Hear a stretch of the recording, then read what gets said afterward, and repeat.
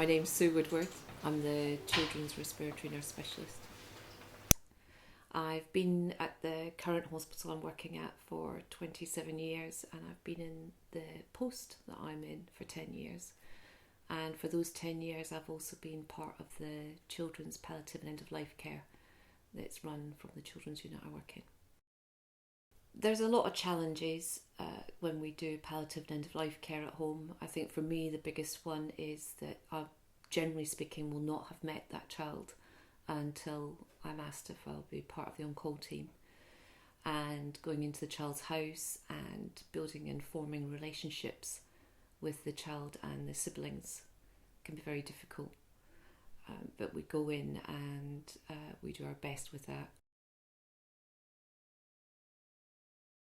And I guess for me personally, the emotional challenge is maintaining some sort of professional distance so that I can do my job and do my best for that family in those circumstances. And I do that, I suppose, by focusing on what I can do rather than what I can't. My name is Mark.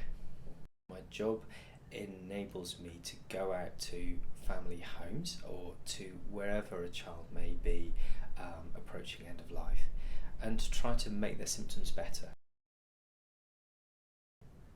Having been part of watching my brother with his own little baby pass away after 6 months, it gave me a bit of an insight, but it's never the same as kind of being a parent actually going through it yourself. And as doctors and nurses, we, as a team, we experience that, we help them through that intense period, and then we come away and yes, we can help them a little bit, but families move on and they don't necessarily want that uncomfortable reminder of what we, the services we brought always hanging around. It's not something that anyone wants to do. No one comes into nursing, or specifically children's nursing, thinking what I really want to do is look after children that are dying. And I guess I ended up agreeing to do or volunteering to do it because I couldn't bear the thought that, well, if nobody's going to do it, then what happens to that family? That family who don't want to come into hospital and want to be at home with their child. My name is Martin Hussey. My job involves general paediatrics, but also I have a special interest in paediatric oncology, so children's cancers. And I have a special clinic once a week for that. And as a result of that, I've developed an interest in palliative and end-of-life care, not because most oncology patients die, but there are a number who do, and I developed an interest in looking after them throughout their cancer treatment and subsequent end-of-life care. I've just come from a debriefing meeting where we've sat around the room with a lot of professionals discussing an end-of-life care patient and the issues that were around that, and talk about how we felt personally throughout this child's deterioration and subsequent death. This is Gully's place, and we have a doorbell here that we don't just assume if there's a family in there for end-of-life care or complex discharge planning. We wouldn't just walk into your house. We ring the doorbell first and ask if we can come in if it's convenient. If you come on through, it's quite a nice space for families to move around. On your left here you have a sitting room where the whole family can stay. There's sofas turn into pull-out beds, and they can be self-sufficient down here. Because what would happen is on the wards you might, if they had to go out and make tea and coffee on the wards, you get other parents asking them about why are you in, and obviously it's a really difficult thing to talk about if it's end-of-life care.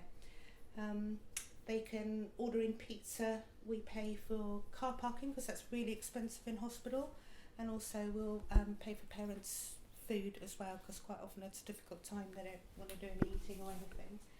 And then we have the child's bedroom. This is generally left as a blank canvas, so we don't put pictures on the walls or anything like that, because if you've got a child or young person coming for a long stay, they can bring in their own posters, Star Wars or whatever they want, and then we have different bed linen and things like that. The other special thing about this room is that we wanted a calming atmosphere, and we've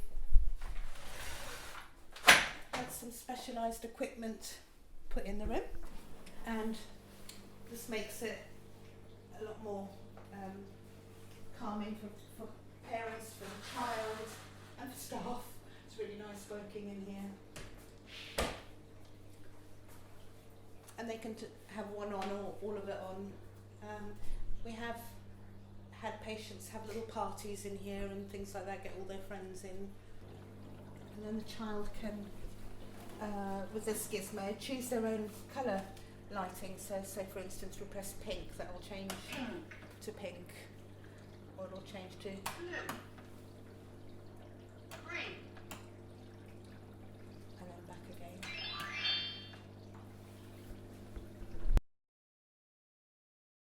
I haven't done any of that work for about a year and a half now, because I had a very difficult situation with two brothers who were on my caseload, and I'd gotten very close to the family and gotten to know them very, very well.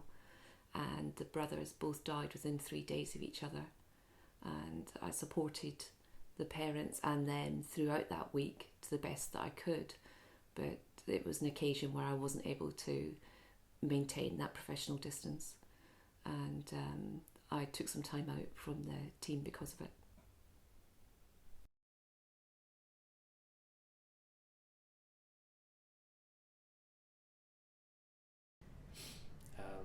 I think the challenges for me, and knowing after, you know, such an intense experience, how much families want us or need us, or and then the other thing is the next one comes on the horizon, and trying to still keep people in your mind when they've been through that experience, whilst you've got your big caseload, you don't quite have the time and space to help out families that you would like to, remains possibly the biggest challenge for me, and actually becomes less about kind of the science of medicine and more about the art.